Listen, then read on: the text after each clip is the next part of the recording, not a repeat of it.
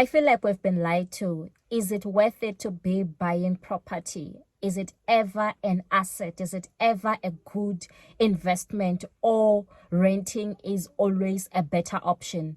So 6 years ago, we bought a property which is a 3-bedroom and 2.5 bath in Johannesburg, in one of the suburbs in Midrand.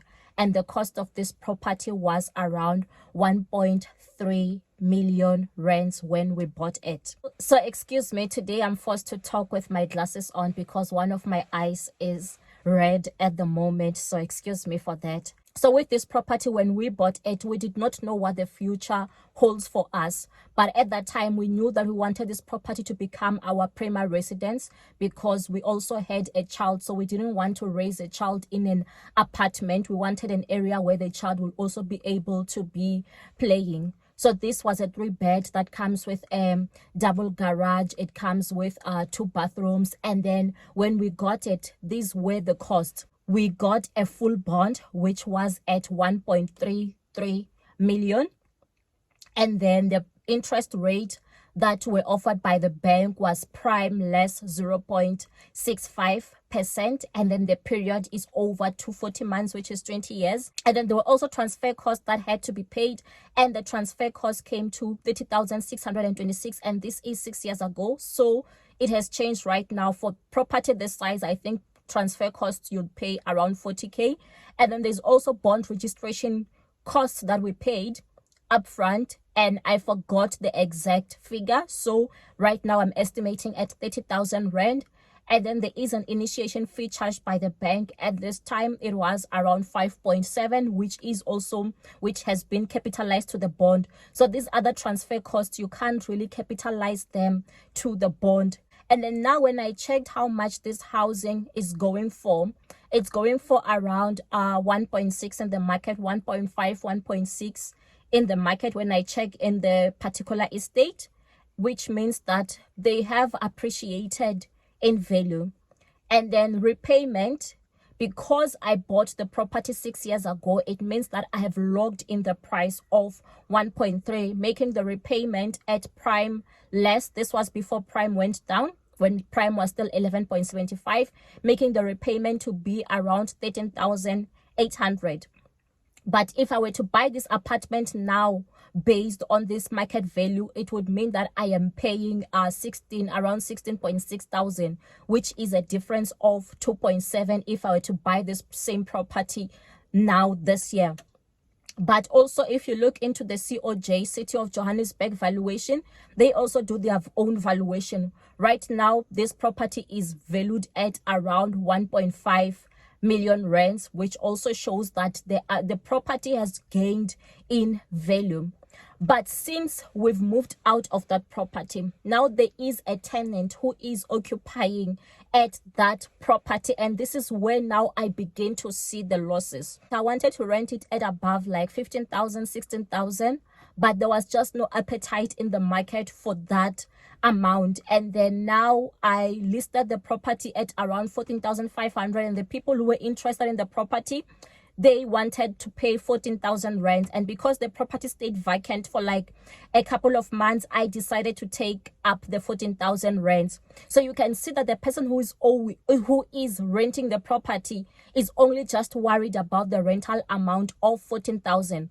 While in my case, there is the bond repayment, which is the 13,800. And then there's the levies that I am paying, which is 1.5. And then there's the rates, taxes, water. So I'll show you an extract of the COJ statement. And then this comes to around 3,500. But before I had a tenant, this amount used to be lower. It used to be around 2.4 thousand. To around 2.4, because we were not using a lot of water. But now it seems like the water bill has become so high because of having a tenant, and the rental amount includes the water, unfortunately. So I am taking up this loss. So it means that owning costs me, I'm paying around 19,327 for owning this house, while the tenant is only paying 14,000, and the difference comes to almost 5,000 rands that I have to be paying out of my own pocket. But when it comes to taxes, I am benefiting because rental is the 14,000 that I am receiving, which is the receipt. And then I can deduct for those levies. I can also deduct for the rates, and then I can also deduct for the interest. The interest right now, that when I'm paying that the amount, the 10.5 is going towards the interest. The 10.5 is going towards the interest, which I can deduct for. So it means that when it comes to taxes, I can deduct the 1.6, which is a loss on my side, which can help me as well in terms of to reduce my tax burden. But also something to consider when owning a property is that there's just a lot of upfront fees that you are going to be paying, because when we bought the house, we're not happy with the condition of the kitchen. We had to renovate the kitchen. The painting, we didn't like it. The painting was old. We had to be repainting. Some of the rooms had mats or carpets on them, and then we had to change to tiles. And then over time, the wooden floors were not looking good. We had to change those wooden floors. So over the period of the 5 to 6 years, the amount that was spent on renovations was plus minus 100,000. And this is something that we wouldn't have spent if we had gone for renting the property, because you just try to make sure that the property that you are renting, it does meet your expectations. And then also something to consider about owning a property is that when you are making those monthly payments, there is some that's going towards the capital payment portion. So on my side, the loan value, like I said, was around 1.3 million. And then now the closing balance of this loan is sitting at 1.2 million, meaning that the capital that I have repaid so far is around 130,000 rands. And you know, with property, it can also act as leverage or have that equity portion, meaning that if maybe I want to be borrowing money from the bank in future, they can consider this as well. So if maybe I do decide to sell this property, I'll have to also take into account that there are closing costs, selling costs that are going to be incurred.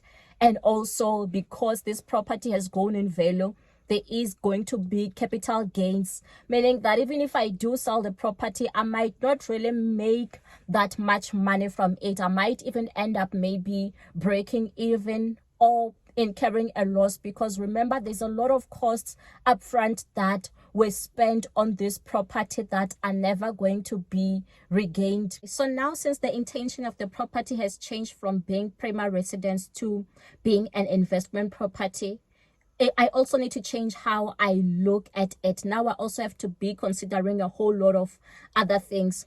But also I know that because I've locked in the price, now also if the interest rates do go down, it means that the amount I'm going to be repaying the bank is also going to be reducing. And also maybe levies, yes, in future might go up. And also the rental income, it is going to also be increasing. Rates and taxes as well might also increase. But this property, I believe that in a couple of years, it might even be more profitable, because I logged in the price a couple of years ago, rather than someone maybe who comes in today, buys this property, and they are already paying like 17,000 rands per month towards this property, while the rent that they can secure for this property can't even be more than 15,000 per month. So if you enjoyed this video, let me know. And also if you do have questions, let me know so that I can do another video addressing those questions that you might be having when it comes to owning versus buying a property.